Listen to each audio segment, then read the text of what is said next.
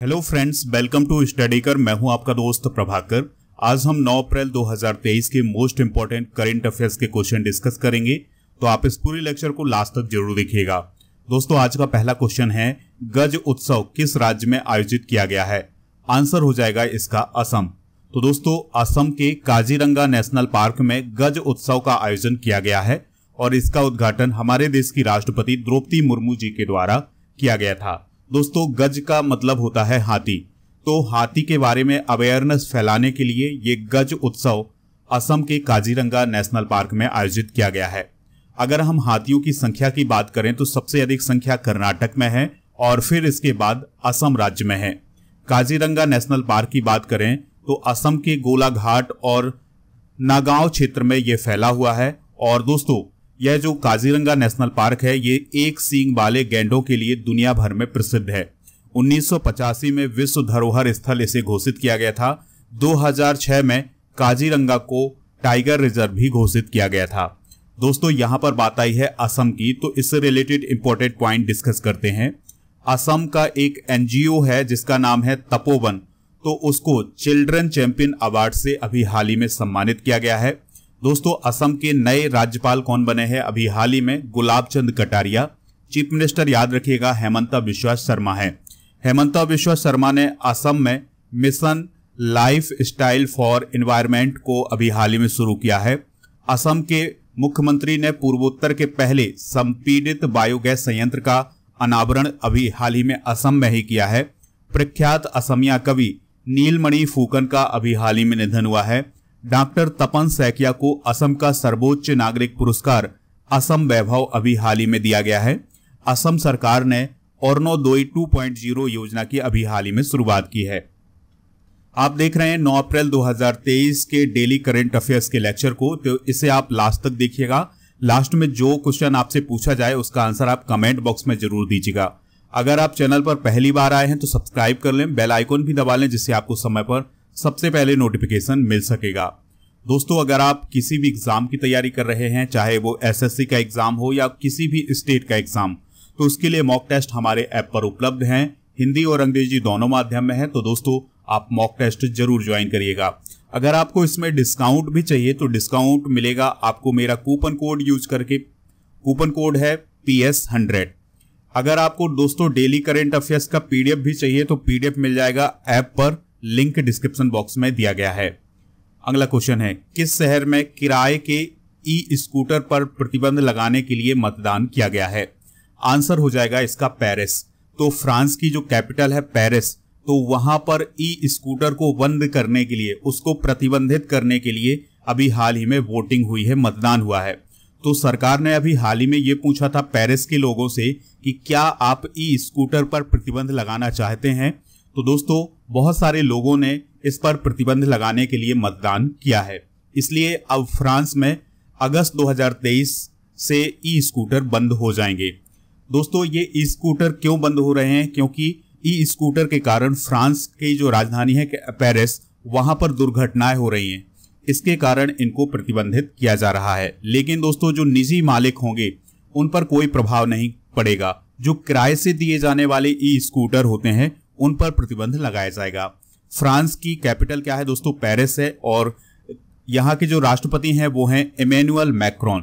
France की ये location आप देख सकते हैं यूरोप महाद्वीप में है और इसके पड़ोसी देश कौन है? स्पेन, इटली, स्विट्जरलैंड, लग्जमबर्ग और बेल्जियम। दोस्तों, यहाँ पर बात आई है फ्रांस की, तो उससे रिलेटेड कुछ इंपॉर्टेंट पॉइंट डिस्कस करते हैं। अभी हाल ही में हमारे देश के प्राइम मिनिस्टर मोदी जी को फ्रांस सरकार के द्वारा बेस्टेल डे परेड में अतिथि के रूप में आमंत्रित किया गया है। भारत और फ्रांस की सेना के बीच अभी हाल ही में संयुक्त सैन्य अभ्यास फ्रिंजेक्स केरल के तिरुवनंतपुरम में आयोजित हुआ है। जनवरी 2022 में भारत और फ्रांस की नौसेना के बीच द्विपक्षीय सैन्य अभ्यास वरुण का 21वां संस्करण आयोजित किया गया है। फ्रांस के फुटबॉल टीम के कप्तान हुगो लॉरेस ने अभी हाल ही में अंतर्राष्ट्रीय फुटबॉल से संन्यास ले लिया है।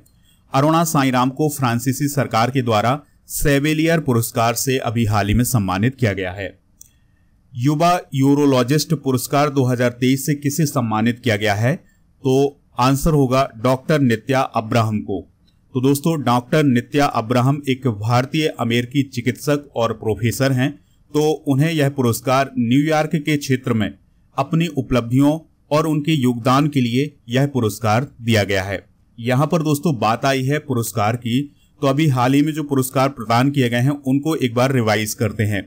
एंजेला मर्केल को यूनेस्को शांति पुरस्कार, अप्पा साहेब धर्माधिकारी को महाराष्ट्र भूषण पुरस्कार, डॉक्टर महेंद्र मिश्रा को अंतर्राष्ट्रीय मातृभाषा पुरस्कार, सज्जन जिंदल को इंटरप्रेन्योर ऑफ द ईयर 2022 चुना गया है। इसके अलावा Pandit Hari Prasad Chaurasia lifetime achievement award doctor Prabha Atre को दिया गया है। फेडरल बैंक लिटरेरी अवार्ड 2022 के बेड़ू को दिया गया है।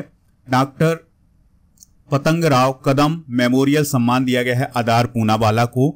सर्वश्रेष्ठ पुलिस स्टेशन 2022 का अवार्ड दिया गया है अस्का पुलिस स्टेशन को, जो कि गंजाम उड़ीसा में स्थित है। डॉक्टर बाबा साहब अंबेडकर राष्ट्रीय योगदान पुरस्कार 2022 दिया गया है सुनील कृष्णन को। FIH राष्ट्रीय पुरस्कार 2023 दिया गया है VK पांडियन को। सुभाष चंद्र बोस आपदा प्रबंधन पुरस्कार 2023 दिया गया है आपदा प्रबंधन प्राधिकरण उड़ीसा और लुंगलेई फायर स्टेशन मिजोरम को।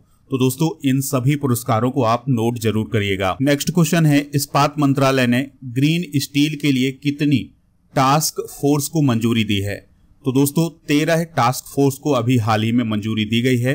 तो ग्रीन स्टील का रोड मैप तैयार करने के लिए केंद्रीय इस्पात और नागरिक उड्डयन मंत्री ज्योतिरादित्य सिंधिया ने 13 टास्क फोर्स को अभी हाल ही में मंजूरी दी है। ये ग्रीन स्टील क्या होता है? तो दोस्तों जीवाश्म ईंधन के उपयोग के बिना बनाए गए इस्पात को ग्रीन स्टील कहा जाता है। जीवाश्म ईंधन मतलब जैसे कोयला और पेट्रोलियम, इनका बिना यूज किए और स्टील का निर्माण करना, इस्पात का निर्माण करना, इसे कहा जाता है ग्रीन स्टील। तो दोस्तों जो इस्पात मंत्रालय है उसका कहना यह है कि ज्यादा से ज्यादा ग्रीन स्टील का यूज किया जाए और उसके लिए एक रोड मैप तैयार किया जाए। तो इसके लिए टास्क फोर्स का गठन किया गया है। दोस्तों अभी हाल ही में जो इंपॉर्टेंट नेशनल करंट अफेयर्स रहा है उसको डिस्कस करते हैं, उसको एक बार रिवाइज करते हैं। तो पीएम मोदी ने रानी कमलापति रेलवे स्टेशन पर भोपाल नई दिल्ली वंदे भारत एक्सप्रेस ट्रेन को अभी हाल ही में हरी झंडी दिखाई है। अमित शाह जी ने बेंगलुरु में भगवान बसवेश्वर और नाद प्रभु केम्पेगौड़ा की मूर्तियों का अनावरण किया है। अभी हाल ही में पीएम मोदी ने call before you dig app को लॉन्च किया है। संयुक्त राष्ट्र सांख्यिकी आयोग के लिए अभी हाल ही में भारत का चुनाव किया गया है। अमित शाह ने नई दिल्ली में वैदिक हेरिटेज पोर्टल का उद्घाटन किया है। भारत का लक्ष्य है 2030 तक global hub for green ship. दोस्तों नरेंद्र सिंह तोमर के द्वारा बेंगलुरु में एग्री यूनिफेस्ट का अभी हाल ही में उद्घाटन किया गया था। नितिन गडकरी ने बेंगलुरु में मैथनॉल से चलने वाली पहली बसों का अनावरण किया है। तो दोस्तों ये नेशनल करंट अफेयर्स अभी हाल ही में जो चर्चा में रहा है उसको हमने रिवाइज कर लिया है। ऑटोमोटिव टायर मैन्युफैक्चरर एसोसिएशन के नए अध्यक्ष कौन बने हैं? तो वो बने हैं दोस्तों अंशुमान सिंघानिया। कौन बने हैं? अंशुमान सिंघानिया। वर्तमान में जेके टायर एंड इंडस्ट्रीज लिमिटेड के प्रबंध निदेशक अंशुमान सिंघानिया को ऑटोमोटिव टायर मैन्युफैक्चरर्स एसोसिएशन का नया अध्यक्ष चुना गया है। दोस्तों हाल ही में की गई नियुक्तियां डिस्कस करते हैं। अरुण सुब्रमण्यम जो हैं वो न्यूयॉर्क कोर्ट में पहले भारतीय अमेरिकी जज बने हैं। SS दुबे नए लेखा महानियंत्रक बने हैं। जिष्णु बरुआ केंद्रीय विद्युत नियामक आयोग के अध्यक्ष बने हैं। राजेश मल्होत्रा PIB के प्रधान महानिदेशक बने हैं और शैलेश पाठक फिक्की के महासचिव बने हैं। दोस्तों कल भी हमने नियुक्तियां डिस्कस की थी, तो अगर आपने वो लेक्चर नहीं देखा है तो वो भी आप देख लीजिएगा। नेक्स्ट क्वेश्चन है, ईट राइट मिलेट मेला कहां आयोजित किया गया है? तो यह जम्मू में आयोजित किया गया है और यह मेला 8 अप्रैल को जम्मू में आयोजित किया गया था। दोस्तों इस मेले का उद्देश्य क्या है? तो हाई ब्लड प्रेशर, डायबिटीज और मोटापे जैसी बीमारियों से ग्रसित लोगों को अवेयर करना, उनको जागरूक करना कि वो अपने भोजन में जो रोज का वो भोजन लेते हैं उसमें बाजरे को भी शामिल करें, जिससे इन रोगों को कम किया जा सकता है। दोस्तों बात आई है जम्मू की, तो जम्मू कश्मीर की बात कर लेते हैं। जम्मू कश्मीर ने सर्वश्रेष्ठ साहसिक पर्यटन स्थल का पुरस्कार अभी हाल ही में जीता है। खालिस्तान टाइगर फोर्स और जम्मू कश्मीर गजनबी फोर्स को अभी हाल ही में आतंकवादी संगठन घोषित किया है गृह मंत्रालय ने। और जम्मू कश्मीर के रियासी जिले में पहली बार लिथियम के भंडार मिले हैं। ये जो क्वेश्चन है दोस्तों बहुत ही इंपॉर्टेंट है, तो इसमें आप जितने भी स्टार लगाना चाहें लगा सकते हैं, क्योंकि ये जो क्वेश्चन है आपके हर एक एग्जाम में पूछा जाएगा। नेक्स्ट क्वेश्चन है, पानी के भीतर परमाणु हमला करने वाले ड्रोन का परीक्षण किस देश ने किया है? तो ये किया है दोस्तों उत्तर कोरिया ने। तो यह ड्रोन 1000 किलोमीटर की दूरी तक अपने लक्ष्य पर घातक हमला कर सकता है। ठीक है दोस्तों, यानी पानी में परमाणु हमला हो सकता है। तो ये किसने अभी ड्रोन तैयार किया है? उत्तर कोरिया ने तैयार किया है। दोस्तों अमेरिका के राष्ट्रपति ने जूली टर्नर को उत्तर कोरिया के मानवाधिकार दूत के रूप में अभी हाल ही में नियुक्त किया है। उत्तर कोरिया ने खुद को अभी हाल ही में परमाणु संपन्न देश भी घोषित किया था। उत्तर कोरिया ने सबसे शक्तिशाली हॉन्गशॉन्ग 12 बैलिस्टिक मिसाइल का अभी हाल ही में सफल परीक्षण किया था। अगला क्वेश्चन है, आईपीएल 2023 में विकेट लेने वाले सबसे उम्रदराज गेंदबाज कौन बने हैं? तो वो बने हैं अमित मिश्रा। दोस्तों अमित मिश्रा की बात करें तो वो आईपीएल 16 में जो कि अभी हो रहा है उसमें लखनऊ सुपर जायंट्स टीम के लिए खेलते हैं और उन्होंने 40 साल 134 दिन की उम्र में आईपीएल में अभी हाल ही में विकेट लिया हुआ है। दोस्तों बीसीसीआई ने टाटा आईपीएल 2023 के लिए हरबा लाइव को अपना ऑफिशियल भागीदार घोषित किया है। इसको अभी हमने करंट अफेयर्स में भी डिस्कस किया हुआ था। 1.1 अरब डॉलर के मूल्यांकन के साथ आईपीएल भारत का पहला यूनिकॉर्न बना है। ये D&P रिपोर्ट में घोषित किया गया है। आईपीएल इतिहास के सबसे महंगे खिलाड़ी कौन बने हैं? सैम करन बने हैं। और दोस्तों सैम करन की जो कीमत थी आईपीएल 16 के लिए वो थी 18.50 करोड़ रुपए की। ठीक है, तो ये आईपीएल के इतिहास के सबसे महंगे खिलाड़ी हैं। नेक्स्ट क्वेश्चन है, किस राज्य ने भांग की खेती को लीगल करने के लिए समिति का गठन किया है? तो भांग की खेती को लीगल करने के लिए हिमाचल प्रदेश ने एक समिति का गठन किया है और इसमें यह देखा जाएगा कि भांग में कौन कौन से औषधीय गुण हैं।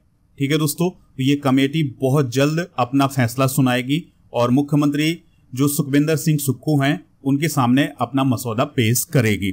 बात करते हैं हिमाचल प्रदेश की, तो कांगड़ा चाय को अभी हाल ही में यूरोपीय जीआई टैग मिला है। ठीक है, और ये कांगड़ा चाय हिमाचल प्रदेश से रिलेटेड है।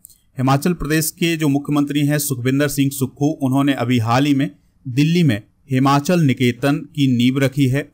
हाल ही में शिव प्रताप शुक्ला जो हैं हिमाचल प्रदेश के नए राज्यपाल बने हैं। हिमाचल प्रदेश सरकार ने मुख्यमंत्री सुखाश्रय सहायता कोष की अभी हाल ही में घोषणा की थी। तो ये इंपॉर्टेंट पॉइंट है। अगला क्वेश्चन है, टाइम के पोल में 2023 के 100 सबसे प्रभावशाली लोगों में पहले नंबर पर कौन है? तो दोस्तों अभी टाइम की जो पत्रिका है उसके द्वारा एक पोल जारी किया गया था, उसमें 100 सबसे प्रभावशाली लोगों में जो एक्टर शाहरुख खान हैं वो पहले नंबर पर हैं। ठीक है, तो टाइम मैगजीन के पाठकों के लिए हुई पोलिंग में 2023 के 100 सबसे प्रभावशाली लोगों में शाहरुख खान पहले नंबर पर हैं। दूसरे नंबर पर है ईरान की प्रदर्शनकारी महिलाएं और तीसरे नंबर पर है स्वास्थ्य कर्मी और प्रिंस हैरी। तो ये पॉइंट आप नोट कर सकते हैं। दोस्तों time person of the year nominate होने वाले महात्मा गांधी एकमात्र भारतीय हैं, याद रखिएगा। हर साल टाइम पत्रिका के द्वारा यह सम्मान दिया जाता है, तो 1930 में महात्मा गांधी को यह सम्मान मिल चुका है। और वोलोदिमीर जेलेंस्की और द स्पिरिट ऑफ यूक्रेन को टाइम मैगजीन के 2022 के पर्सन ऑफ द ईयर के लिए चुना गया है। तो ये पॉइंट इंपॉर्टेंट है, नोट कर लें। दोस्तों अब हम कल के करंट अफेयर्स को रिवाइज करते हैं, फिर इसके बाद हम जनरल नॉलेज के पिटारी को डिस्कस करेंगे और फिर पूछेंगे लास्ट में आपसे क्वेश्चन जिसका जवाब आपको कमेंट बॉक्स में देना है। कल का पहला क्वेश्चन था, विश्व स्वास्थ्य दिवस हाल ही में कब मनाया गया है? 7 अप्रैल को। गुजरात के सारंगपुर मंदिर में किसने भगवान हनुमान की 54 फीट ऊंची प्रतिमा का अनावरण किया है? अमित शाह ने। हाल ही में सबसे अमीर खेल टीम के मालिक कौन बने हैं? Mukesh Ambani. Order of the white eagle सम्मान वोलोदिमीर जेलेंस्की को दिया गया है। यह सम्मान किस देश का है? पोलैंड का है। उत्तराखंड के सीएम पुष्कर सिंह धामी ने कहां हेल्थ एटीएम का उद्घाटन किया है? देहरादून में। किम कॉटन का संबंध किस देश से है जो पुरुषों के अंतर्राष्ट्रीय मैच में अंपायर करने वाली पहली महिला बनी है? वो न्यूजीलैंड की हैं। उत्तर प्रदेश के किस जिले के मशहूर नगीना लकड़ी शिल्प को जीआई टैग प्रदान किया गया है? बिजनौर के। सुजुकी मोटरसाइकिल इंडिया ने किसे अपना प्रबंध निदेशक नियुक्त किया है? केनेची उमेदा को। और फीफा रैंकिंग 2023 में विश्व की नंबर 1 फुटबॉल टीम कौन बनी है? अर्जेंटीना। पंडित रविशंकर की 103वीं जयंती कब मनाई गई है? 7 अप्रैल को। दोस्तों ये थे कल के करंट अफेयर्स के क्वेश्चन। अब हम जनरल नॉलेज के पिटारे में आज हम G20 मेंबर्स को डिस्कस करेंगे। कल हमने आसियान के मेंबर डिस्कस किए हुए थे, आज हम G20 के मेंबर डिस्कस करेंगे।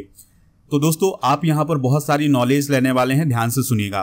देखिए, अगर आपसे G7 के मेंबर पूछे जाएं तो वो कौन कौन है? Canada, France, Germany, Italy, Japan, UK और अमेरिका। अगर हम इसमें रसिया भी मिला दें तो ये G8 बन जाएगा। और इसके अलावा G7 रसिया और अर्जेंटीना, ऑस्ट्रेलिया, ब्राजील, चाइना, यूरोपीय यूनियन और India, Indonesia, Mexico, Saudi Arabia, south Africa और साउथ कोरिया और टर्की, इन सब को मिला दें तो ये सब क्या बन जाते हैं? G20 बन जाते हैं। G20 में कितने देश शामिल हैं दोस्तों? 20 यानी 20 देश शामिल हैं। इसमें 19 देश हैं और प्लस एक है क्या? यूरोपीय यूनियन। तो दोस्तों ये जानकारी आपको कैसी लगी कमेंट बॉक्स में जरूर बताइएगा, ठीक है। और एक क्वेश्चन का आंसर जरूर दीजिएगा। क्वेश्चन है आपके सामने, गज उत्सव किस राज्य में आयोजित किया गया है? असम, मेघालय, त्रिपुरा या नागालैंड? जो भी इसका राइट आंसर हो कमेंट बॉक्स में बताइएगा। लेक्चर को आप लाइक करें, शेयर करें सभी दोस्तों को। जय हिंद, वंदे मातरम।